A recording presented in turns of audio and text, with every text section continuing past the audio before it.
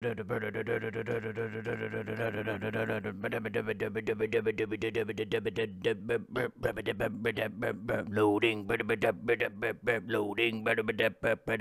loading, doobie doo doo doo doo, loading.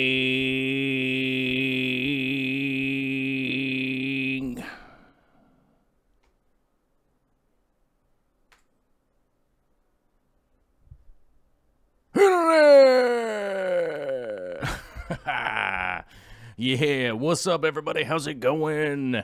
Happy Monday to everybody out there. Hope you're doing good. Hope you're feeling great. I hope you're doing all the good things that you want to be doing. What's up with all the good things that you want to be doing? I did it again. I forgot to turn the sound off over there. Oops, I did it again. I forgot to turn off the sound over here. There we go. Now it's off. But I gotta click the thing. Where'd the thing go? Come on now. Where are you? What's the deal with the internet sometimes? Gosh, you guys. Sometimes it's difficulty for me to get the internet working properly. Why are you loading? Why are you loading? I pay $1 million a month so that this doesn't have to load. Come on now. Load. All right. Well, apparently it doesn't want to load. Let me refresh it. We shall refresh, you guys. We have to refresh over here. Holy mackerel. Well, there we go. Now it's working. Okay. Oh, look at all that technology just blowing everybody's mind as we speak. Live on the internet. How you all doing today? If you're here, let me know. Let me know if you're here. Is it working? Hello? Is this microphone on? Oh my gosh, it's the beginning of the show. And it's weird as always. Well, hopefully everybody out there had a fantastic summer solstice. If you don't know, yesterday was the summer solstice. We spent all day outside. Digging in the dirt, getting weird in the dirt. You know what I'm saying? Those of you that follow up on, you know, things like like Kobe. He's got the Aquarium Co-op. What's it called? The Aquarium Group Support. Aquarium Support Group. Aquarium Group Support. I think something like that. He posted some pictures up in there, if you guys follow that on the Facebook. I don't know that I posted any pictures. I don't think I did. But we spent all day yesterday slaving away in the hot sun, which was very enjoyable. Had a great time.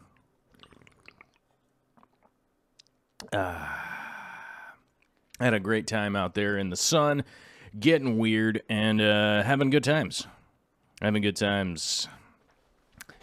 Just having good times out there. Digging a new hole in the ground, which you guys, I'm sure, will be appraised by probably videos from myself and probably some videos from Corey from the Coop. I think we'll both probably be kicking like chicken and posting some videos up about that. Today is Friday. I have no idea what's going on because it is pretty much chaos here. In my world, on my end out here, the chaos reigns supreme. We'll be hitting the road tomorrow. If you guys don't know, we'll be hitting the road tomorrow to go get you guys some serious content. Some of that serious, legit kind of content. Some of that, like, The Godfather type content. We're going to get you that gangster kind of content. You know, that good stuff that is inaccessible to other people. Not to sound condescending or like I'm putting anybody else down or anything like that. You just, there's some other people that can go too. But it's going to be very difficult for most people. It's going to be difficult for me. It's going to be difficult for Corey. It's going to be difficult for Jimmy. Thus, the Trey Musketeers. I didn't say Musketeers. I said Musketeers. Because we're a cheesy bunch. And I think Musketeers is copywritten, so I don't think I can go around talking like that. You know what I mean? copyright stuff, copywritten, you know. But the question is, what are we doing? We're going to road trip down to Las Vegas, which is 1,200 miles from here. So we're going to road trip there. We're going to do everything we can at Super Zoo. I am very excited for some of the stuff that I hope to be shooting at Super Zoo. Some of the personalities out there that you all desperately want to hear from. I'm going to tell you. I'm not going to tell you who it is, but I am going to let you guys know you should be very excited. You should have ants in your pants making you do the boogie dance, because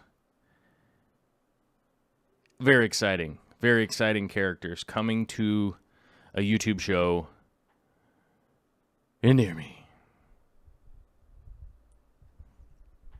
And, or near you. Near me? No. Near you. I don't know, YouTube. It's in the name, right? But we're going to have that coming. Then we're going to drive all the way through California, visiting all of the spots in California. Then we're going to visit all the spots that we can in Oregon and back to Washington. So we got the Utah, we got the Nevada, we got the, I think, Idaho for a second.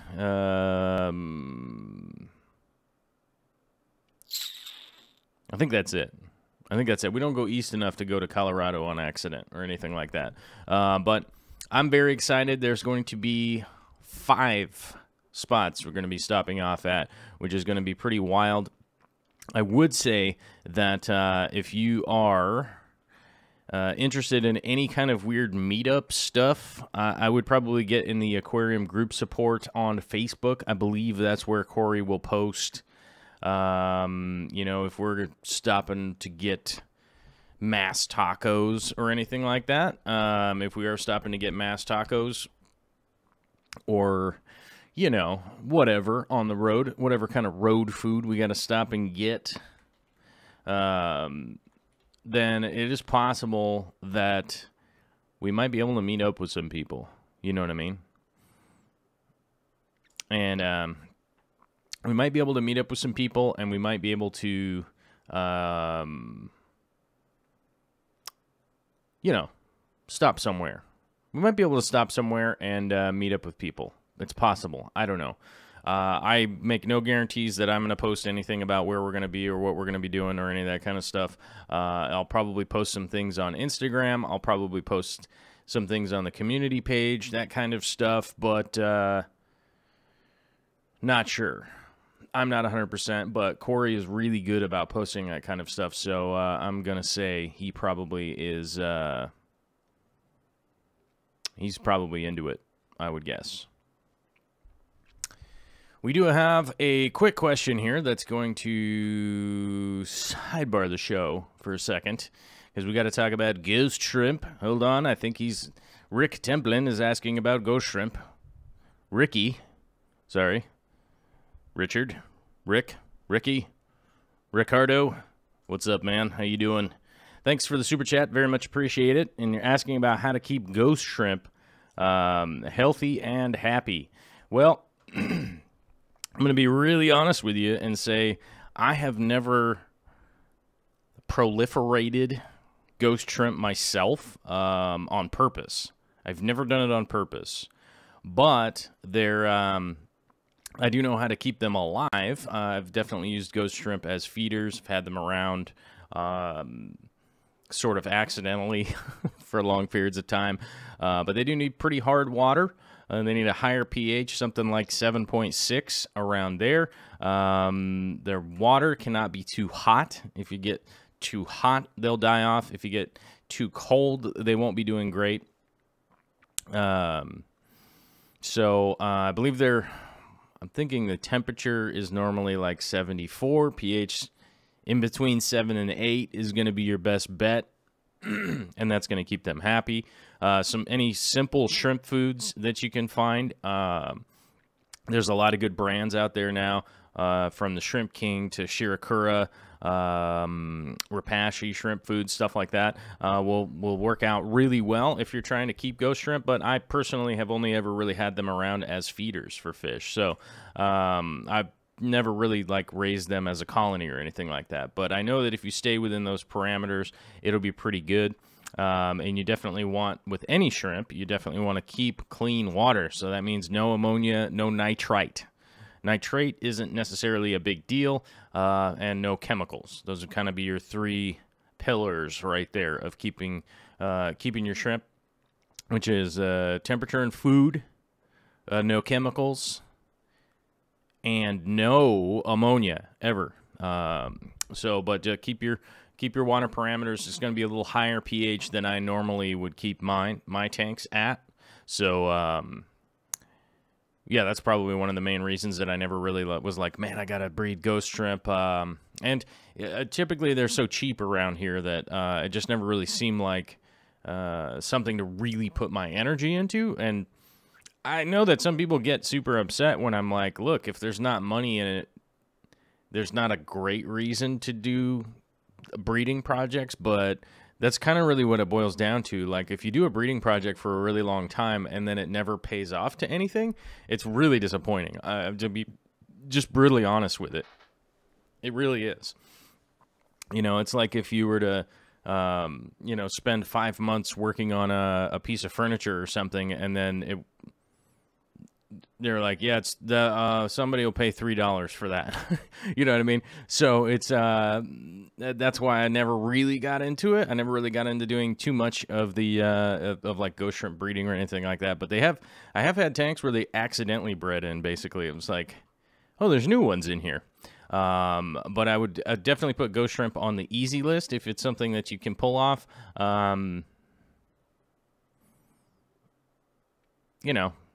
I definitely don't find them to be super difficult or anything like that, personally. Oh, I haven't even said hi to anybody here. Mary RNH2O is here. Bald and Dangerous. Kim SB Bloomberg has a quick question. Quick White Cloud minnow question. With 20 minnows in a 100-liter tank with only a couple of plants, will I ever see fry grow up, or will I have to do a separate breeding tank? With White Cloud Mountain minnows, you'd probably be fine. There is a little bit of predation on some of the babies and stuff like that, but I would get some more plants in there for a little more coverage area if you are planning on breeding the minnows themselves. Something like Java moss, some of the simple mosses and stuff like that will really, really, really help out. You'll just see more production out of them. And one of the big reasons for that is that, those simple mosses are going to have a lot of the little tiny infusoria and stuff like that little fish fry are looking to eat. You know, they got little tiny mouths, and that's generally what they're looking for to eat. So if you get on that and you add them in, that's definitely normally going to help out quite a bit. Jawalker with a $10 super chat. I'll get to you in just a second, because we got one $4.99 from the Zombie Drummer here. It says, gonna miss the show today. Catch you guys all on the replay. Much love. Well, thank you very much. I appreciate it. A little tip jar action. Thanks, Zombie Drummer, and definitely thank you to Rumbust for the early super chat, wherever that went. It was a tip jar action. Definitely thank you very much, my man.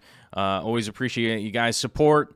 That's the whole reason any of this stuff is possible. I wouldn't be able to go on this crazy road trip. To be brutally honest with you guys, it's going to be a ton of work. I guess, we're going to have fun on this road trip just because it's Jimmy and Corey and myself. We're probably just going to be laughing and goofing off the whole time, but it's definitely a lot of work too. So we got a ton of work to do. I'm excited to do it. I'm definitely excited to have an extra camera guy around. That is going to be monstrous. That is going to be huge. And it's not even just a camera guy, it's an awesome camera guy in Jimmy. And just at the very least be like, hey man, can you double check the position on my camera and hit record? You know what I mean? Not that Corey can't do that, but Jim's a man, and I'm excited to go on a trip with him and Corey too. But that's going to be quite a bit of work, but I'm excited for it, getting everything packed up.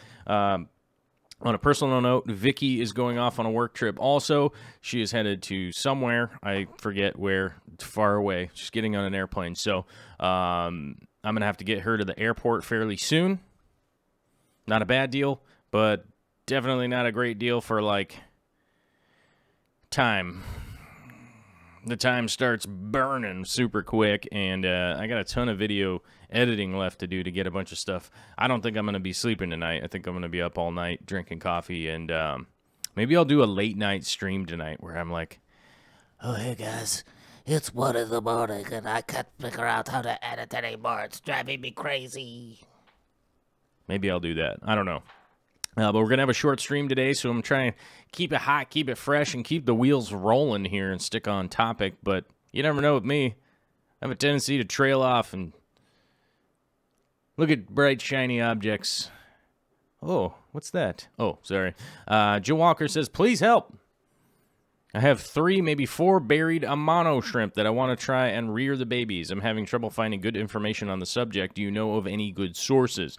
I do know of some good sources, but I will tell you this. Breeding Amano shrimp ain't easy. It ain't easy breeding Amano shrimps, I'll tell you that.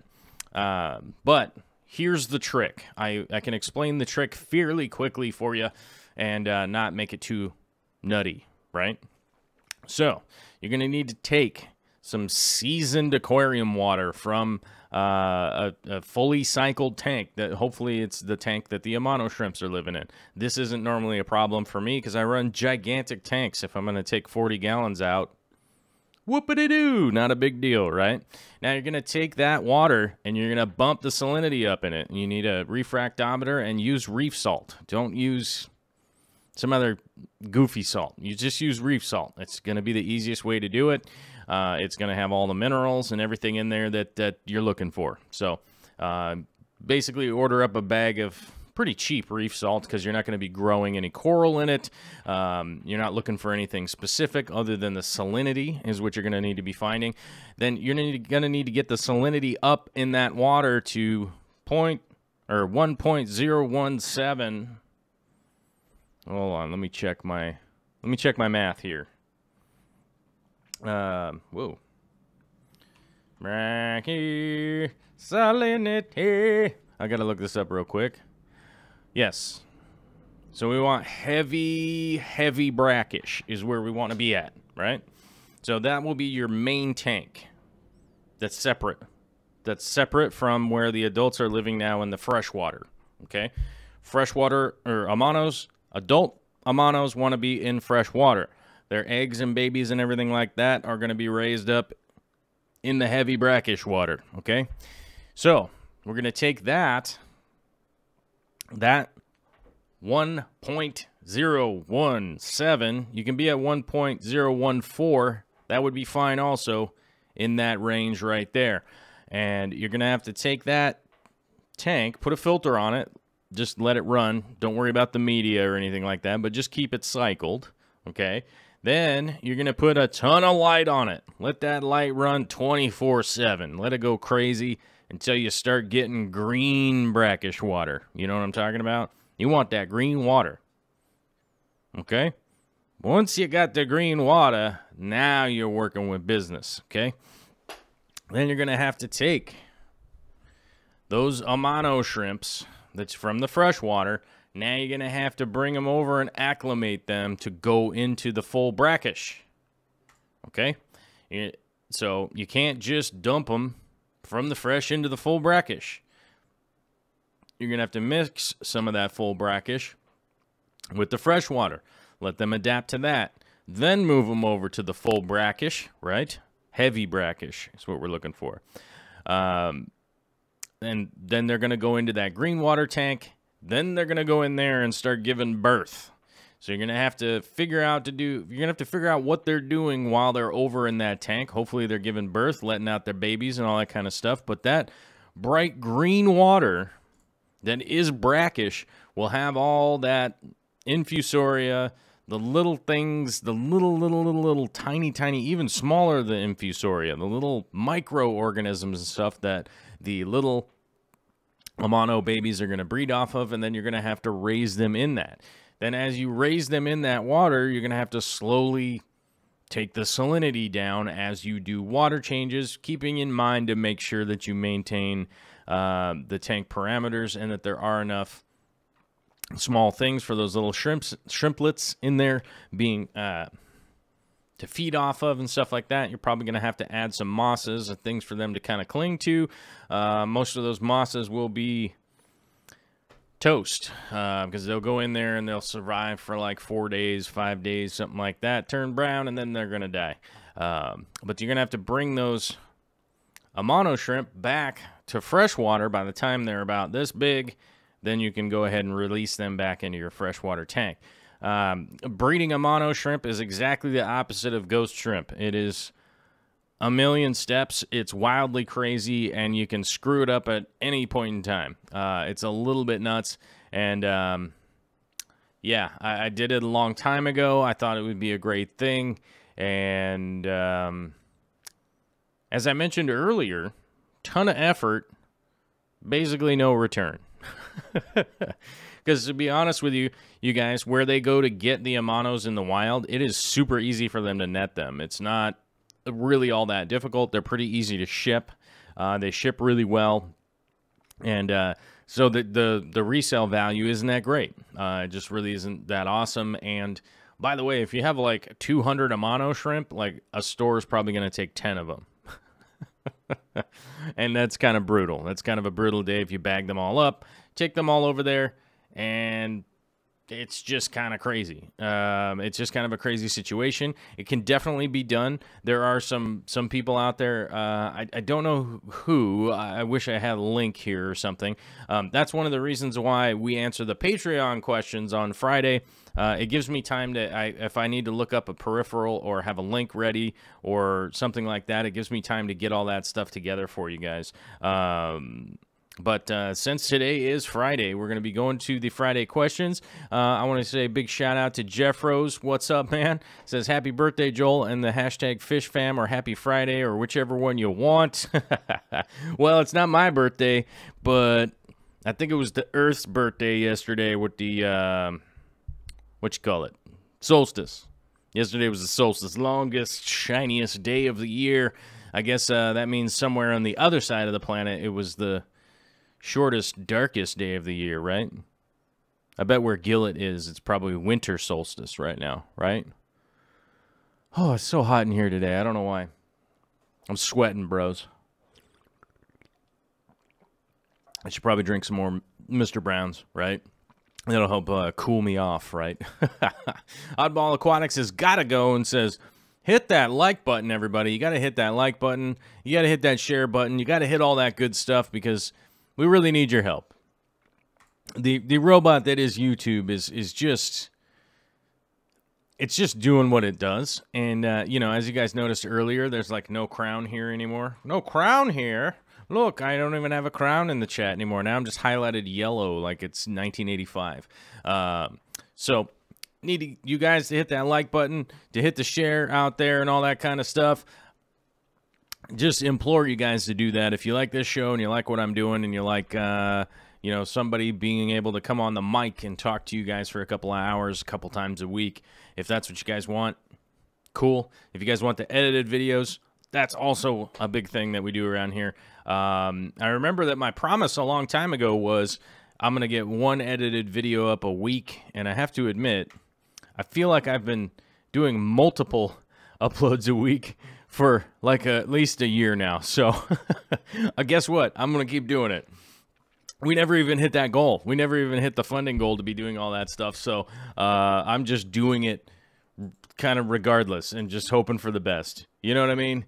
Like we just hope for the best around here, you know, and we just keep rocking and rolling, you know. So we're just gonna keep doing what we're doing, and we're gonna keep going. We got the Oceaneers are all here, right? All the Oceaneers are here. I see Savannah. I see Joel Gillett. I see Dan Squires. I see Charlie. I see Jay and Keller. I see Candy Overholds. I see RJL. Right? Jeff Rose, Kim Yawarski, and Sabata77, Leonie Ballantyne. That's everybody on the chat right now. What up? Good to see you. 54 Punchies here, Nick's Fish Rooms. Super Bear Cow, where's your noisy AC to beat on? It's right over here. It's unhooked today. It's not that hot out. It's only like 78 today. It's not that big of a deal. It's not super hot out today, so we don't need the AC going or anything like that. But I did, thanks to you guys, I was able to get a nice haircut today. As you guys know, I pay an astounding $10 for my haircuts. I like my barber. They do great work. But we got that going for us today. Let's head over to the Patreon questions. I'm over here talking about Patreon, and I'm not even answering y'all's Patreon questions. But let's run over to those, because that's the portion of the show that's most important today. These are the people that support, and you guys will notice as we go along that I will be clicking the heart button here. It's not because I didn't like it before. I liked it before. This is how I keep track when I'm answering the questions on a Friday, though. We've got a post from Morgan Newby. Old school supporter, Morgan Newby. Had some of my discus spawn this morning while I was getting ready to leave for an appointment. I managed to sneak up on them with my phone strapped to the guitar stand and get some F-rated footage. Whoa. F-rated is for fish. They've been guarding the eggs since 10 this morning, which I'm pretty happy about. The last male this female tried to spawn with just treated her like an aquatic Pez dispenser. I like the comedy in there. I like the comedy in the post. I can't go to this. I can't go to your YouTube link while I'm on YouTube because we got them copyright nonsenses that we can't do that. But I did check out the video and I liked it. It's awesome. And if you guys want to be part of the community over here and you can do things like this where you can do a great post, you can post your video link, all that kind of stuff.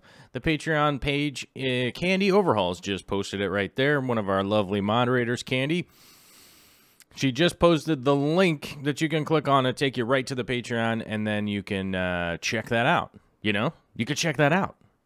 And then you could go there and you could be like, hey, I'm part of this community too. I could post up on here. You can post some pictures of your own. You could post a video. You could reply to these posts and stuff as people do on a regular basis. Moving on, we got a post from Vince Grippa, which is like a week old now. And man, what's the deal? Says, mini halibut after all the halibut talk during the stream. Yes, last week we were talking about halibuts, big halibuts, little halibuts, all the halibooty out there, that all them things going on. I cannot verify or deny whether or not this is a little halibut, but I trust Vince. And I imagine that he's not making up a story. I didn't know that halibut could hang out in fresh water. This looks like a freshwater tank, and it makes me a little bit suspicious. But I don't know that much about the mating and spawning and all those things to really know whether or not maybe the baby halibuts go to the freshwater. I don't know. There are a bunch of fish that do that. So maybe that's where they started out and then head out into the free swimming. I don't know. I should probably look that up at some point in time. And this has inspired me to go look that up at some point in time with the halibooty. We dig the halibooty around here, you guys. Halibooty's delicious, majestic creature. Not only delicious, but also majestic. I should learn more about the actual mating pattern, but I've never bred halibut either. We're learning two things today. I never bothered to breed ghost shrimps, and I never have bred halibut. I don't know what I would do with a 300-pound halibut to try and mate it. It would be weird. Charles Wheeler kicking in with some DIY overhead sump bog filtration contraption last weekend. After just 1 week, my pond water went from brown to murky to maybe 3 inches of visibility to being 85% clear. I can't wait to see another week. It's a 17-gallon tote. Okay, this took a little bit bigger than a 17-gallon tote, but I'm digging it. 17-gallon tote with a 1-inch bulkhead input, has egg crate partition to support some filter floss. Nice. 50% lava rock, first layer. Nice. 50% small river pebbles on the second layer. Nice. Randomly drilled holes for a return waterfall. It's not perfect, but it's a fun learning project. I dig it. See, this is the kind of stuff that oftentimes some people have been a little bit upset with me because, I've tried to explain it at times that often a DIY project is, if your idea is to save money, right? Oftentimes it's not going to pay off, and it's not going to work out that great. But this right here is a perfect example of, hey, I want to start to learn how to do a thing. I'm going to go do a thing. And guess what? I would wager $100 that Charles. Do I call you Charlie or Charles? Because you put your name in as Charles, and now I'm stressed out. I don't even know what to do. I'm sorry. I'll say Charles from here on out. I'm ridiculous. Sorry. But I'd wager $100 that if we went and talked to Charles, and he would say, you know what? I learned a bunch, and I'm doing great. And then you'd be like, well, how much money did you spend? He'd be like, I don't know. Some money. It cost some money. And it was just, I wanted to learn how to do the thing. I think that this should really be the motivation if people want to do a DIY thing, honestly. That's really where the motivation should come from. So maybe I haven't done great to explain what I'm kind of talking about, so hopefully I can make a little bit better explanation today. That if you're going into it headlong, that your whole reason is to save money, oftentimes you aren't going to save money. But if you go into it like this, oops, I have to do it this backwards. Sorry, camera's backwards. If you go into it like this, boom, guess what? You're learning something. That's why I think that if you're going to actually build things and do stuff like that, that's where the value is. The value isn't necessarily in saving money.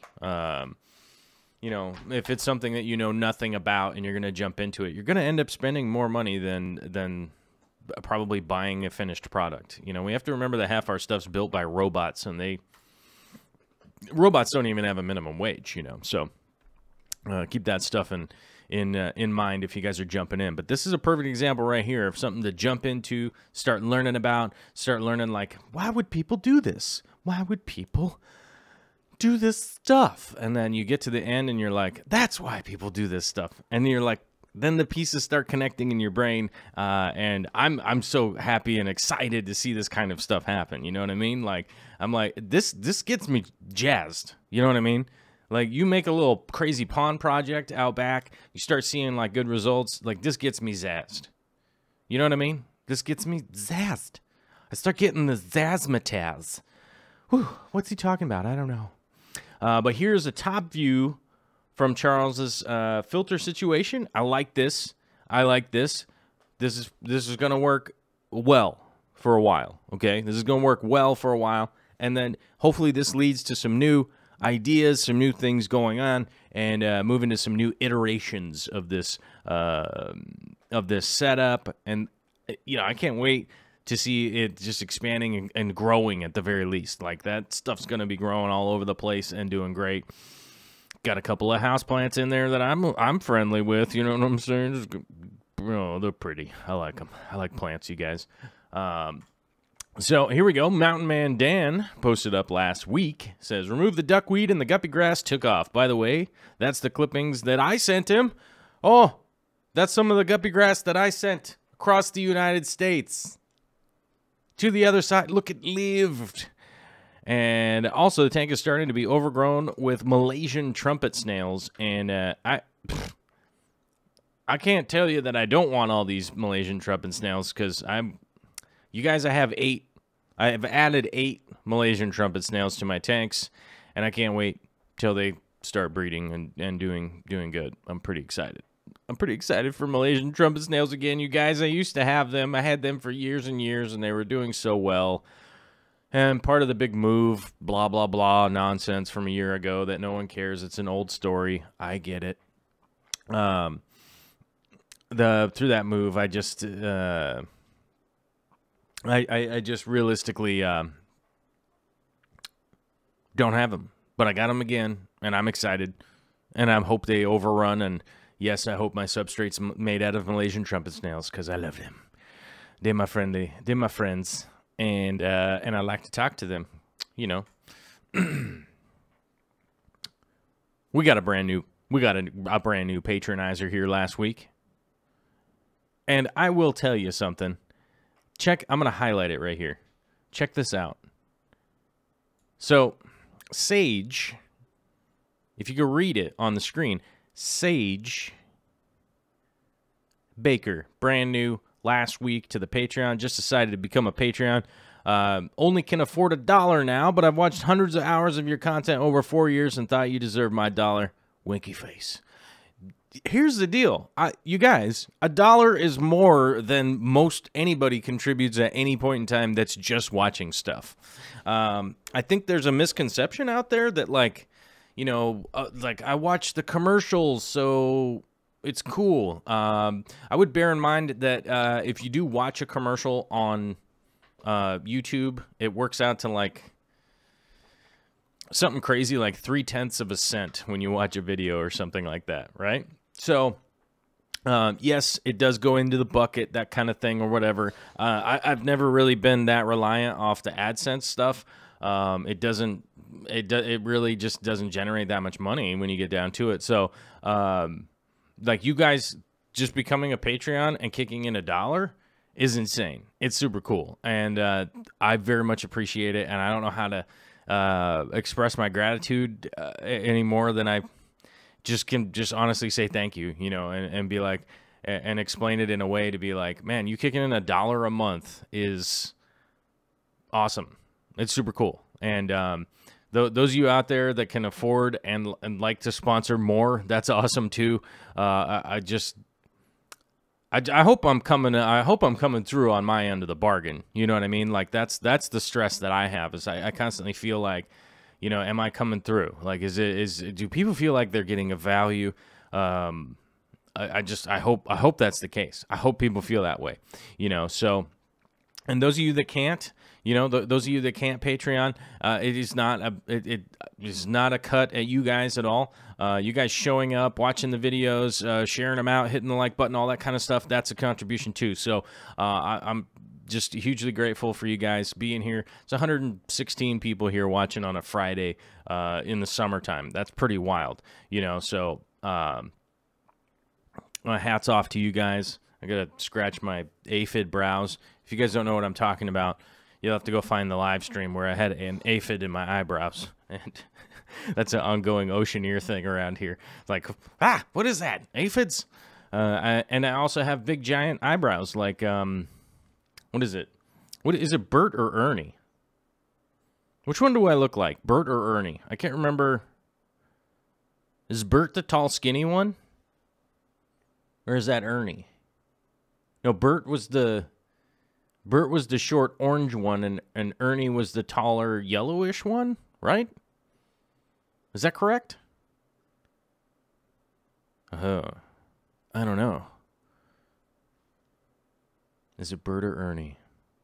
Do do do do do do do do do do do do do do do do. Bert, there we go.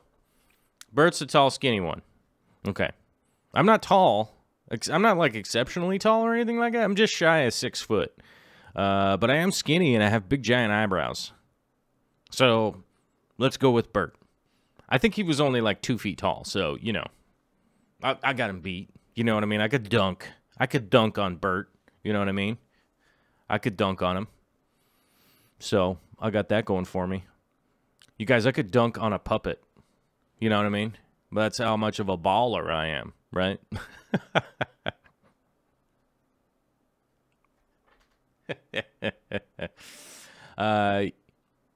Eurabeth says, does it count me even if I don't speak in chat? Which now I did, so if not, it is now, or something like that. Usually I don't have anything to say worth hearing, so I just watch. Hey, if you got questions or just want to say hi, always feel free to throw out in the chat.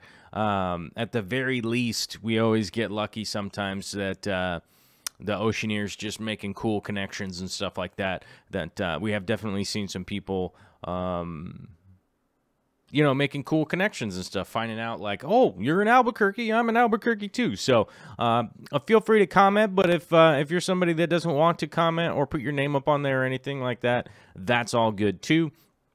Also, I would remind people that if there is something that you want to send me that necessarily don't want to put up in the chat or anything like that. I don't know why.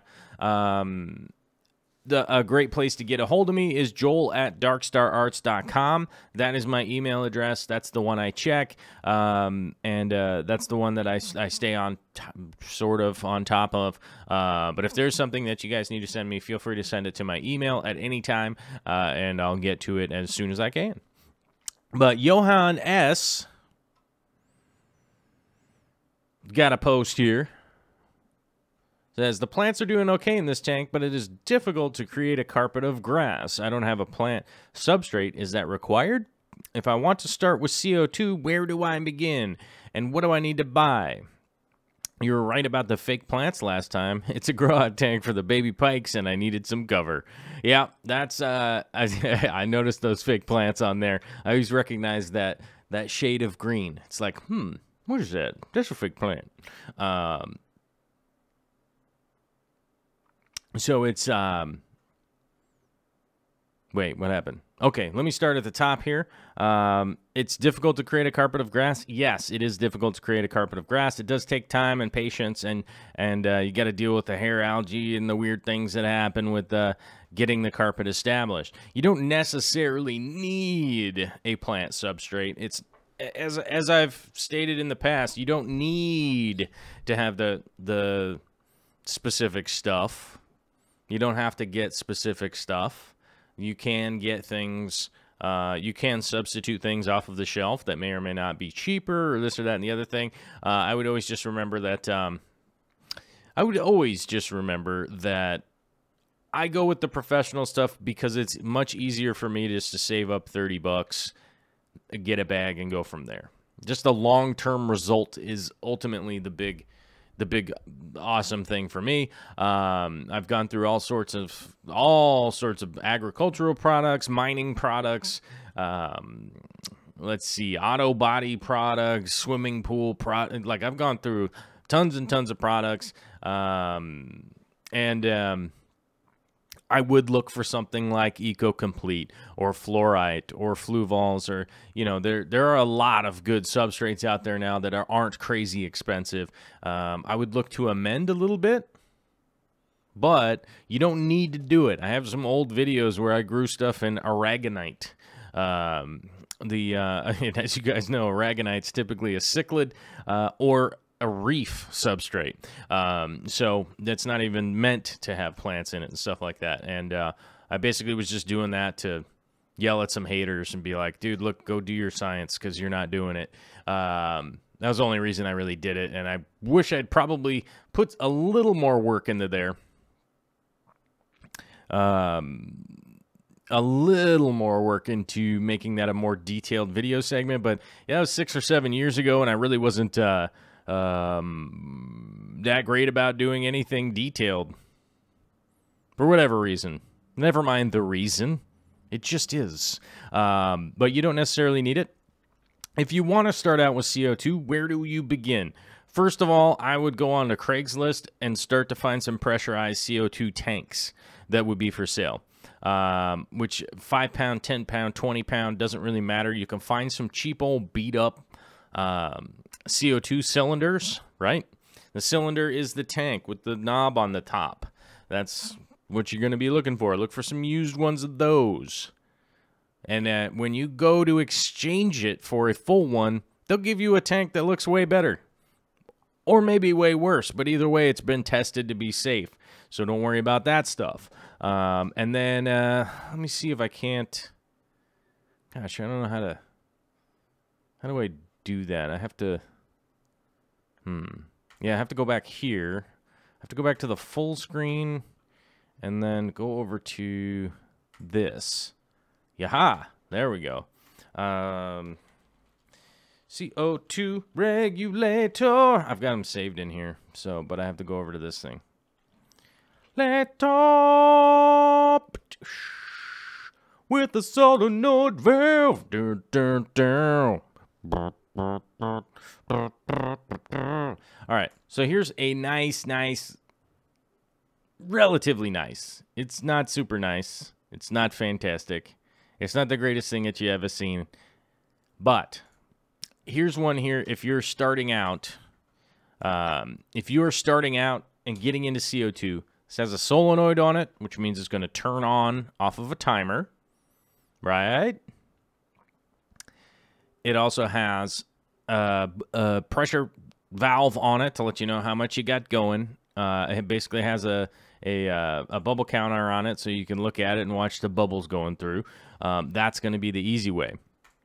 If you don't want to go onto Craigslist and find a cylinder because you don't want to deal with creepy people or whatever, the brand new cylinders are pretty expensive.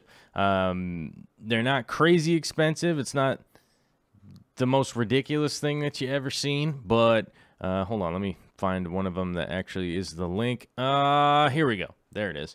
So here is one that you can at least, like, if you're going to go and onto Craigslist and find one, here's at least a price check, right? So this one currently right now empty. This doesn't have anything in it, so keep that in mind. They can't ship it. They can't ship it if it's full of anything. So that's $61.78, okay, right now. So that at least give you something to shop for. And then you're just going to need some airline and a couple other accessories, a diffuser. Just realistically find a $5, $4.99 diffuser somewhere. And then, oops, that's the wrong thing. I clicked the wrong button, you guys. But find yourself some airline and a pretty cheap diffuser, and you're going to be good to go. You don't necessarily need any of this stuff. You don't necessarily need CO2. You don't necessarily need good substrate. It's just a little bit easier route to go. And you'll probably just be seeing a lot more productivity out of that kind of stuff. Erica Sparza coming in last week on the 17th saying Happy Father's Day to the Fish Fam Fathers and Joel, the soon-to-be daddy. That's me, you guys. We got a baby girl in the oven. I would say I'm just kind of here while Vicky does all the work. Our baby girl's coming along and growing in there. And we've got a post here from Kenny Ortiz. He says, this is the best Father's Day gift ever. Can't wait to fill this bad boy up. I can't really argue with you that somebody got you a brand new cabinet and a 125 for Father's Day. That is a pretty good Father's Day gift, unless you don't like fish tanks, and then that would be a weird, heavy thing to give to somebody. But I'm assuming, Kenny, that you're way into fish tanks just like I am, and so yeah, I would wager from your comment, it's a pretty welcome gift. I have to admit, that's pretty high up there on the list of cool stuff. Keith Bordeley checking in, digging it. Says, I need a little help. What is this stuff that is all over my Java Fern? It's also on my Val Anubius, my heater, my Amazon sword, and the output pipe for the canister filter. It is a dirted tank that the loaches haven't dug up yet. And the tank has been set up for 6 to 7 months now. The pH is stable, nitrate stable. Let's look in here. And let's look in. We got comments. Well, Johan says it's algae. Elias says, looks like beard algae. You might want to get a Siamese algae eater. Yes, this is looking like some tufts of BBA. Although it could be something else. It could be a cladophora or something like that. Either way, you're going to need to start eliminating this and figure out exactly what the shortage is in your aquarium. So without more in-depth testing, I can't just say, oh, you've got too much potassium or something like that. You're going to need to do a little more in-depth testing and figure out where the deficiency is, or maybe you're not doing water changes quickly enough or often enough, or maybe you're doing them too often, that kind of stuff, and all that kind of stuff. Roger's Aquarium just popped in to say, so we can ask you anything, Corvus? You go, you can't ask me anything, but will I ever shave my beard is a reasonable question. I don't know. Maybe. Probably. Maybe. I don't know. Yesterday, people were asking me if I would shave my beard for $500, and I said, nah. And they were like, no? For $500? And I was like, Nah, it's not enough money. It's not enough money to grow it back. And they were like, $2,000? I was like, yeah, if you had $2,000 cash, you'd shave it off right now. There is a number. But that only counts for that person. If it's a random person, it'd have to be much more money. If it's somebody I don't know. But yes, I have indeed shaved my beard off on numerous occasions. I just haven't had a reason that I needed to do it at this point. But the last time I shaved it off for somebody else was a gal who... I don't know why. I don't remember exactly why. No, I remember why. I don't want to say. It's ridiculous. But I did it for somebody else, and that's the only time I've ever shaved my beard off for somebody else, and it didn't feel good. So, yeah. Elias Garcia Vargas. What's up, my man? Saying, should I paint the background black? If so, how should I go about it? And I did look at your video, and my consensus would be, in my opinion, I would paint the background black. The easiest thing to utilize... Oh, you guys, we have to change the scene again because I got to go back here. The easiest thing to utilize for painting the background of an aquarium... I'll grab the link for it right here. Hold on.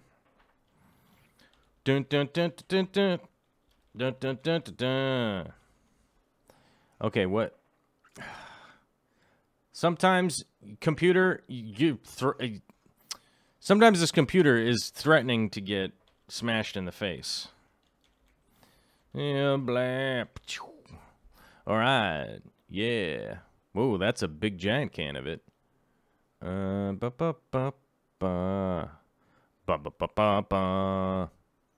is kind of expensive on the Amazons, but this is kind of the bigger can. I didn't see the smaller can, but this is the product right here. I 100% recommend to paint the back of a back of an aquarium. Is this Flexi Seal. 100%, that's the one I recommend. That is the easiest one out there and the most available one these days. There are other products that I would say would be more professional or something like that, but that's the most available and the best one that is super available. So, hopefully that answers your question, my guy. Let's see.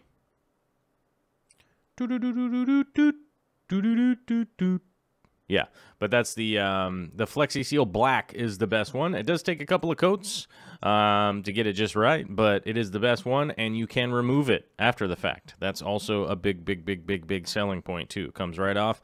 If you want to take it right off of there, you can. It doesn't ruin the tank. So if maybe you're going to resell the tank someday, you know what I mean? Maybe you're going to resell it, and then that becomes an important thing. Oh, Barbara Jackson. Well, thank you, Barbara. That's very helpful. Barbara Jackson just upped her Patreon action. Thank you, Barbara. Huge contributor. Just thank you. Thank you. Steve Horton chiming in last week saying, so my angelfish eggs may be gone, but I still have babies in my tank. There's at least 2 baby ghost shrimp that I found so far. Please forgive the plants. It's new from the hashtag Aquarium Co-op and just started to bounce back. Understandable. Yeah, not a big deal. But look at them baby ghost shrimps in there. Maybe we could make a connection here that you could ask Steve what his settings are in his aquarium and find out about the ghost shrimps, and maybe you guys can bounce them back and forth. That'd be cool. Johan chiming in one more time on the community. It's got a little coffee time. Checking out his archerfish tank. I love this archerfish tank, by the way. Dope tank, and the baby's right up in there, getting primed up and learning about some aquarium stuff at a nice young age. It's pretty much primo on the spot. You know what I mean? Loving it. You got to get them kids in young. You know what I mean? You got to get them prepped and primed for loving them. Them fishes and them plants and stuff. You got to get that brain stirring right off the bat.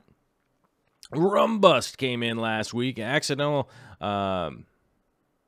crystal red shrimp. The acronyms always tie me up. Okay, so time to tell you about the accidental crystal shrimp that I bought. I bought an inexpensive plus or minus 8-gallon tank, and I put in some guppy fry.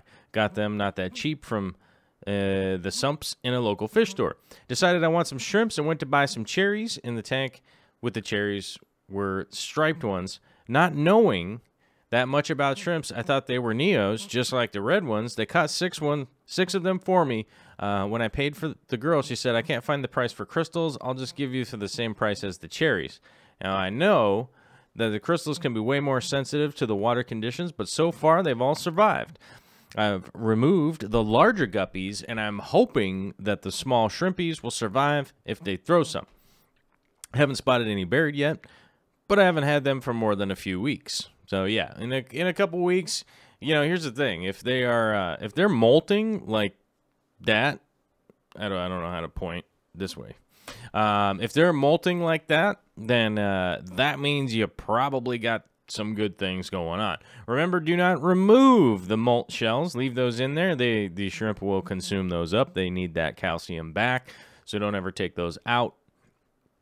And if you got that going, you got a really good chance that you're going to end up with some buried shrimp. You probably got the parameters and everything set right, that they're doing pretty well. And, crystal shrimp are just like shrimp, you guys. If you're keeping them healthy and doing well, they will do well, and they will keep doing well. The zombie drummer chimed in the process of swapping out the 75 for the 125, and in doing so, I want to take the opportunity to upgrade my aquaponics tray. So check out the aquaponics tray right here, right above the tank. Digging it. A little DIY action. I made this one from a plastic window planter. I sealed up all the drainage holes with silicone and used Uniseals, rubber gasket types of things, for the 1/2-inch PVC drain pipe and input 1/2-inch PVC to a vinyl tube that connects to the pump. I had to wrap the planter in some paracord to prevent the weight of the water from bowing the sides too far. It's a little ugly, but it's working great. Now, here's the question. If it is my first time trying to build something like this out of acrylic, is it worth my time trying to do so, or will it be easier to find a more sturdy plastic container that I know I can easily work with? I have a buddy that works at a glass supplier, and he's offered to get me free 1/4-inch acrylic, and he can cut to size and cut the input out holes as well. I'm interested in learning to do this, but just worried that A, I'm biting off more than I can chew, and B, it will be a decent amount of work for something that won't look that much better and than the much easier alternative. And he also gives us a quick reminder to stay weird, which is very important, and we all got to remember to keep that in the forefront of our minds. Okay, so here's my advice here. If you have somebody that can accurately cut the acrylic for you, polish the edges and all that kind of stuff, and you're basically going to give them a design and they're going to give it to you and you're going to glue it together, I would definitely say go that route. Why not? I wouldn't imagine that this is going to cost too much money, but I would say if this starts getting to the point where it's starting to cost $100, $150, or $200, I maybe would back off and maybe peruse the local hardware store, where you definitely could find some containers that'll probably do this for much cheaper and actually probably hold up just as well. I do think that an acrylic aquaponic type situation would be really cool looking, but a lot less cool looking than most people would think. So I don't know if the return is straight up like it's just the coolest Ferrari thing ever, so it's worth a lot of money. But I think it would definitely be cooler than just like a black tote container or something like that. Me personally, if I could get the acrylic real cheap and it was going to work out exactly the way I wanted it to work, and remember, acrylic will bow if you don't support it correctly. 1/4-inch acrylic does bow pretty easy. So if the math wasn't working on cost or longevity, I would weigh those two things and then just go, maybe I'm going to do it, maybe I'm not going to do it, and maybe there's a more beneficial acrylic project that you might want to do. Maybe you could start making some little nano tanks or something like that and playing with those. but who knows? We got another post here from Mike Howie, otherwise known as mhowie9. You've probably seen him in the chat today. So the fish barn construction is almost complete. The picture above is the downstairs, just after painting the floor. Just need to figure out the layout and finish some touch-up painting. I've started to move some empty tanks upstairs in preparation for moving some of the fish. Now time to do some planning and come up with an action plan to move the fish. Well, thank you.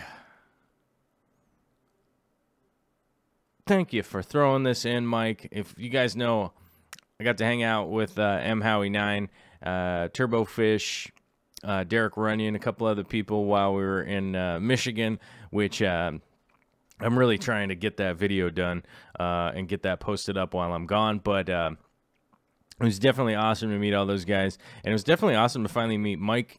It's the first time I met Mike in person, and just hear about his barn project and be able to like really connect the two and just be like, oh man, that's Mike. He's busting his buns to get this barn project going, and I'm loving the updates, man. Keep them coming. Vince Grippa chiming in, burning the midnight oil, fixing a service for a commercial building at 1 a.m. And this is the chaos that commercial electric looks like. It is bonkers and huge pain in the buns. And Vince, seriously appreciate what you're doing, man. And it's crazy that the power would be down because that looks like a really new install. So sorry that they got you out there in the middle of the night, brother, but that just happens.